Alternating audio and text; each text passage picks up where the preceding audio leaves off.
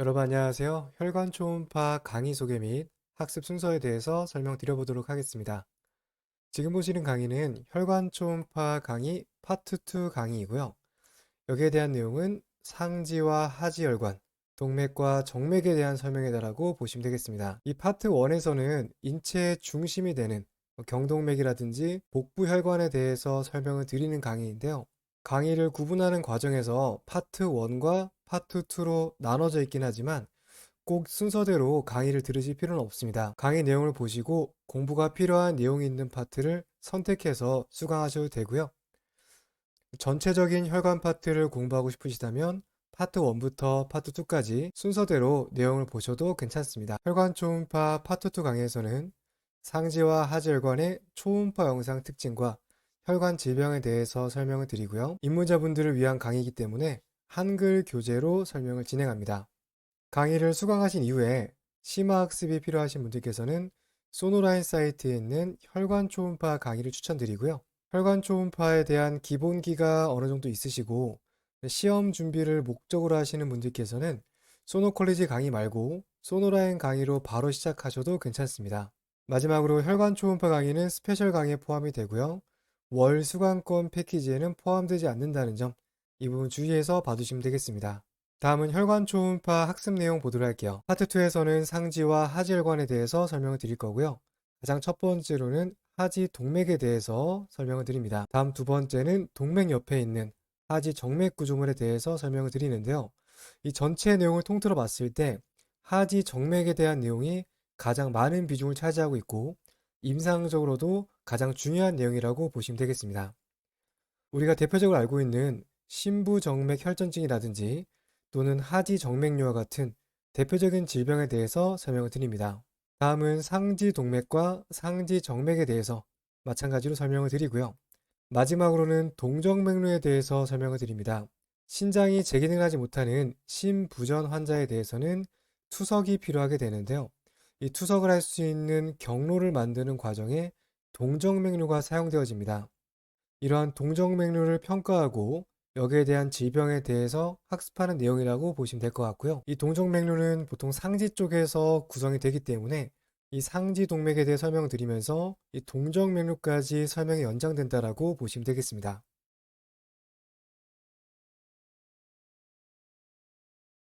앞서 설명드린 것과 같이 표제 대퇴동맥에서 연결되는 부분이에요. 이렇게 연결된 수라동맥은 두 가지의 혈관으로 분지가 되어집니다. 첫 번째는 전경골동맥으로 연결이 되어지고요. 두 번째는 경골비골 연결부로 연결이 되어져요. 다음 문장 보시면 슬화동맥과 정맥의 관계가 설명되어져 있어요. 슬화정맥이 슬화동맥보다는 더욱더 깊은 곳에 위치하는 그러한 특징이 있습니다. 이러한 위치 관계는 초음파상에서도 중요하게 다뤄지거든요. 이 부분은 강조를 드리도록 할게요. 다음 문장은 슬화동맥에서 분지되는 혈관들을 정리했습니다. 외측과 내측, 상부 슬동맥, 중간 슬동맥, 비복동맥의 분지가 슬화동맥에서 분지가 되어지거든요. 이러한 혈관 구조물에 대해서는 보통 이제 자격증 시험을 준비하시는 분들께서는 암기해 두실 필요가 있는 반면 전반적인 혈관 초음파를 공부하시는 분들께서는 이러한 혈관 구조물이 있다 정도만 참고적으로 봐두시면 되겠습니다. 각 혈관에 대한 전체 용어 표현은 아래쪽에 따로 정리해 놨거든요. 그래서 필요하신 분들은 이 주석 내용 참고하시면 되겠습니다.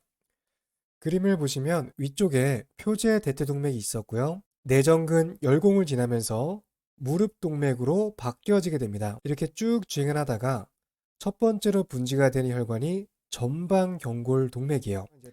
이 전방 위치에서 얻은 이미지고요. 보시면 총대퇴 정맥이 안쪽에 있고 동맥이 바깥쪽에 있는 것을 볼 수가 있습니다.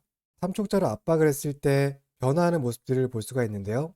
압박에 의해서 모양이 바뀌어지는 혈관이 대퇴 정맥인 것을 알 수가 있습니다. 다음은 복제 대퇴 합류부입니다. 조금 더 아래쪽으로 내려오게 되면 대복제 정맥이 만나는 부위에서 초음파 영상을 얻을 수가 있게 돼요. 바깥쪽에 동맥, 정맥, 그리고 그레이트 사피노스 베인, 대복제 정맥이 만나는 구간까지 확인해 볼 수 있습니다. 이렇게 세 가지 혈관 구조물이 한 번에 주행을 하다 보니까 단순하게 위치 관계로만 좀 분간하기 어려운 경우가 있어요. 이럴 때는 탐촉자 압박을 통해서 동맥과 정맥을 구분해 볼 수 있겠습니다. 네, 마찬가지로 압박을 가해 봤더니 동맥 부분 이외에 정맥 구조물 두 개가 압박에 의해서 모양이 변화되는 것을 확인해 볼 네. 수가 있습니다. 임상적으로 어떠한 증상이 있는지 평가하는 것 또한 중요하다고 볼 수가 있어요. 심부 정맥 구조물은 하지뿐만 아니라 상지 파트에도 심부 정맥이 존재하고 있습니다. 하지만 상지와 비교했을 때 하지의 정맥에서 이러한 혈전증이 가장 많이 발생을 한다고 볼 수가 있겠고요. 질병이 발생한 경우에는 부종과 통증이 동반되는 특징이 있습니다. 또 하나 특징적인 증상으로 발을 위쪽으로 젖혔을 때 우리가 보통 장단지라고 표현하죠. 이 종아리 주변 근육에서 통증이 느껴지는 것 또한 DVT와 연관되는 특징이다라고 봐주시면 되겠습니다.